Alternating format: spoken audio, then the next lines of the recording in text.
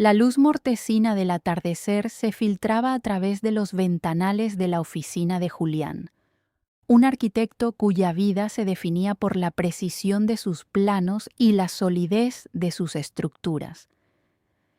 Durante 15 años, había creído que su matrimonio con Elena era la columna vertebral de su existencia, un refugio inexpugnable contra el caos del mundo exterior.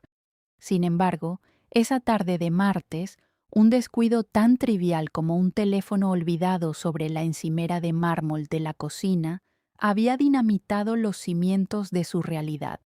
El mensaje que apareció en la pantalla bloqueada no dejaba lugar a la interpretación. No puedo dejar de pensar en lo de anoche. Cuento las horas para volver a verte. El remitente era un tal Mateo, un nombre que Julián no reconoció de inmediato, pero que pronto se convertiría en el eje de su obsesión silenciosa. En lugar de confrontar a Elena con el impulso visceral de quien se siente herido de muerte, Julián sintió cómo una frialdad glacial se apoderaba de su raciocinio. Dejó el teléfono exactamente en la misma posición, con la misma inclinación milimétrica, y se retiró a su estudio. Allí, sentado en la penumbra, comprendió que el hombre que había entrado en la casa esa tarde ya no existía. En su lugar, emergía un estratega herido que no buscaba una explicación, sino una restitución total. La traición de Elena no era solo un desliz emocional, era una violación del contrato sagrado de lealtad que él había honrado con cada fibra de su ser, y la respuesta, decidió, sería proporcional a la magnitud del agravio. Los días siguientes fueron una obra maestra del disimulo y la observación metódica. Julián continuó con su rutina habitual, besando a Elena al salir y preguntándole por su día al regresar, mientras por dentro procesaba cada una de sus mentiras con la frialdad de un forense. No tardó en descubrir que Mateo era un joven consultor que trabajaba en la firma de relaciones públicas donde Elena pasaba, supuestamente, largas horas de oficina. Para Julián, el dolor se transformó en un combustible eficiente que alimentó una planificación exhaustiva. Contrató a un investigador privado, un hombre parco llamado Navarro, que se especializaba en desmantelar fachadas domésticas. Durante 3 semanas, Julián recibió informes detallados que incluían fotografías de alta resolución en hoteles boutique de las afueras, registros de llamadas que se prolongaban hasta la madrugada y transcripciones de conversaciones que destilaban un desprecio lacerante hacia él. Cada imagen de Elena sonriendo a otro hombre, cada caricia captada por un teleobjetivo, era una pieza más en el rompecabezas de su venganza legal. Julián no quería un divorcio convencional donde los activos se dividieran equitativamente. Quería que Elena se enfrentara a la vacuidad absoluta de sus actos. Estudió meticulosamente el acuerdo prenupcial que ambos habían firmado años atrás, un documento que ella apenas recordaba, pero que contenía cláusulas específicas de infidelidad y conducta deshonrosa que podrían, bajo las circunstancias adecuadas, dejarla prácticamente desamparada. La estrategia de Julián no se limitaba a los tribunales. Comprendía que el poder de Elena residía en su imagen pública y en el apoyo incondicional de su familia, los Sandoval. Don Alberto y doña Mercedes, los padres de Elena, siempre habían visto a Julián como el hijo varón que nunca tuvieron, un hombre de integridad intachable que había salvado los negocios familiares en más de una ocasión. Con una frialdad que asustaría a cualquiera que lo conociera realmente, Julián organizó una cena íntima en su residencia, bajo el pretexto de celebrar el aniversario de bodas de los suegros. Elena, ajena a la tormenta que se gestaba, se esmeró en la decoración, sin saber que estaba preparando el escenario de su propio juicio social. Antes de que llegaran los invitados, Julián se aseguró de que todos los dispositivos electrónicos de la casa estuvieran configurados para proyectar no las fotos familiares que Elena esperaba, sino la cruda evidencia de su doble vida. Cuando don Alberto y doña Mercedes se sentaron a la mesa, Julián mantuvo una conversación amena sobre vinos y viajes, esperando el momento exacto en que la copa de cristal estuviera llena y la guardia estuviera baja. Con un gesto pausado, activó el sistema multimedia. Las imágenes de Elena y Mateo en situaciones inequívocas comenzaron a desfilar por las pantallas de alta definición del salón. El silencio que siguió fue más pesado que cualquier grito. Doña Mercedes se llevó las manos a la boca, ahogando un sollozo, mientras don Alberto palidecía hasta adquirir un tono ceniciento. Julián, sin levantar la voz, les entregó una carpeta con los informes de Navarro.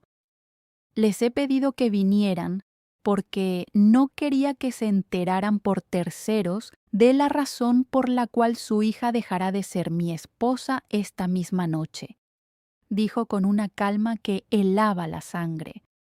La confrontación física que siguió fue el clímax de semanas de rabia contenida tras una máscara de indiferencia. Elena, al verse descubierta frente a sus padres y ante la evidencia irrefutable, intentó inicialmente recurrir a la victimización, alegando soledad y falta de atención. Sin embargo, Julián no le concedió el espacio para el drama. Con un movimiento decidido, sacó del bolsillo una maleta pequeña que ya estaba preparada junto a la puerta principal. «No vas a dormir en esta casa ni una noche más», sentenció. Elena intentó acercarse, buscando en sus ojos algún rastro del hombre que la había amado ciegamente, pero solo encontró un muro de granito. La discusión escaló cuando ella se negó a salir, gritando que la mitad de todo le pertenecía. Julián, entonces, reveló su última carta.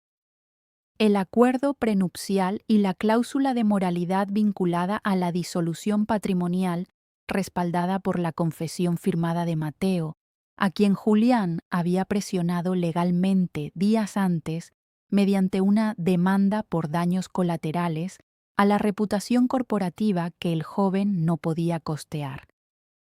Al ver que incluso su amante la había traicionado para salvar su propia piel, Elena se derrumbó en el suelo del vestíbulo. Sus propios padres, en lugar de consolarla, se levantaron y se dirigieron a la salida.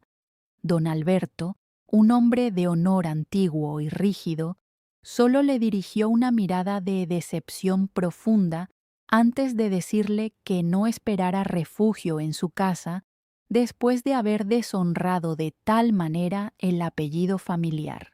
Aquella noche, Elena salió de la mansión con poco más que la ropa que llevaba puesta y un bolso, bajo la mirada impasible de Julián, quien cerró la puerta con la misma precisión con la que se cierra un libro que ya no tiene más páginas por leer.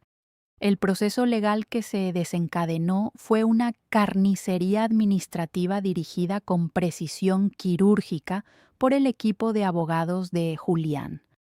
Debido a las pruebas presentadas y a la naturaleza del contrato matrimonial, el juez dictaminó a favor de Julián en casi todos los puntos en disputa.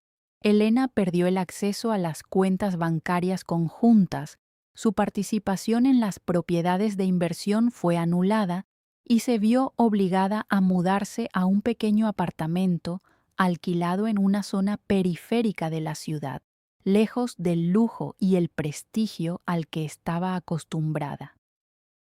La noticia de su infidelidad y la forma en que Julián la había expuesto se filtró en los círculos sociales que ambos frecuentaban, convirtiéndola en una paria. Aquellas amigas que antes la adulaban desaparecieron de la noche a la mañana, temerosas de verse asociadas con el escándalo o de perder el favor de Julián, quien seguía siendo un hombre poderoso y respetado. La soledad de Elena se volvió absoluta Incluso sus hermanos dejaron de responder a sus llamadas, siguiendo el mandato silencioso de don Alberto. Se encontró sola, sin recursos y con una reputación destruida, dándose cuenta demasiado tarde de que el hombre al que había subestimado por su carácter tranquilo era capaz de una severidad implacable cuando se trataba de proteger su dignidad. Julián, por su parte, no sintió el regocijo que muchos esperarían de una venganza cumplida, sino una satisfacción técnica, la paz de haber corregido un error estructural en su vida. En los meses posteriores al divorcio, Julián se dedicó por completo a su trabajo, encontrando en la arquitectura una forma de meditación. Rediseñó su casa, eliminando cualquier rastro de la presencia de Elena, cambiando muebles, colores y texturas, hasta que el espacio se sintió completamente suyo. A menudo se encontraba sentado en su terraza, observando las luces de la ciudad y reflexionando sobre la naturaleza humana. No se arrepentía de la dureza de sus acciones. Creía firmemente que las acciones tienen consecuencias y que la lealtad es la moneda más valiosa en cualquier relación. Había aprendido que el amor, sin el respeto mutuo y la integridad, es una construcción defectuosa destinada al colapso. A veces recibía noticias indirectas de Elena, relatos de sus intentos desesperados por rehacer su vida, de trabajos mal pagados y de la amargura que ahora definía su rostro. Julián escuchaba estos informes con la misma indiferencia con la que se lee un informe del clima de una ciudad lejana. La mujer que él había amado ya no existía en su mente. Había sido reemplazada por una lección aprendida. Una noche, mientras revisaba los planos de un nuevo proyecto, un museo que desafiaba la gravedad con sus voladizos audaces, Julián comprendió que finalmente se había movido hacia adelante. El vacío que dejó la traición había sido llenado no por otra persona, sino por una versión más fuerte y consciente de sí mismo. La fría ejecución de su plan de divorcio no fue solo un acto de castigo, sino un rito de purificación que le permitió recuperar su autonomía.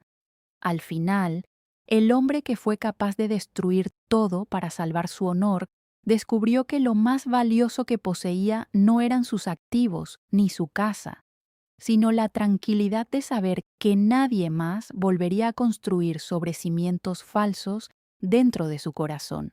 La vida continuó su curso natural, y Julián se convirtió en un hombre más reservado, pero también más perceptivo. Sus colegas notaron un cambio en su diseño. Sus edificios se volvieron más sólidos, más honestos, sin adornos innecesarios que ocultaran la estructura. En las raras ocasiones en que se permitía pensar en el pasado, lo hacía con la curiosidad de un observador externo. Recordaba el momento exacto en que vio el mensaje en el teléfono y cómo, en ese instante, decidió que no permitiría que el caos de la infidelidad definiera su futuro. La estrategia, la vigilancia y la confrontación no habían sido actos de odio, sino actos de preservación. A menudo, la gente confunde la amabilidad con la debilidad, y Elena había cometido ese error fatal. Ella pensó que la paciencia de Julián era una invitación a la transgresión, cuando en realidad era el espacio que él otorgaba para que la verdad saliera a la luz por sí sola.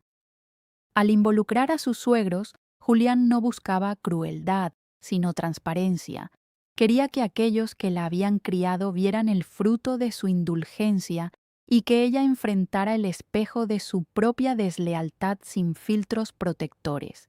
El aislamiento social de Elena fue simplemente la consecuencia lógica de romper las reglas no escritas de la comunidad a la que pertenecía.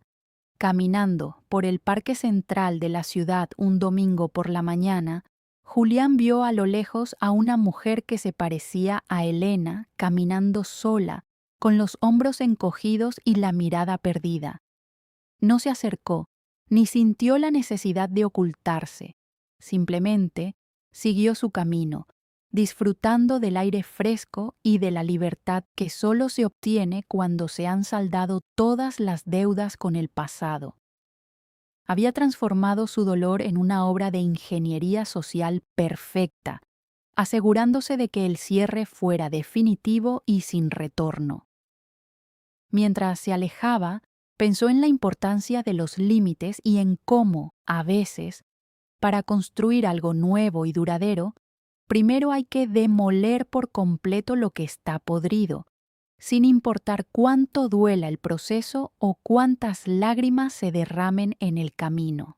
Julián ya no era el marido traicionado, era el arquitecto de su propia redención, un hombre que había aprendido a encontrar belleza en la justicia fría y claridad en el silencio absoluto de una casa que, por fin, volvía a ser un hogar, aunque solo él habitara en ella.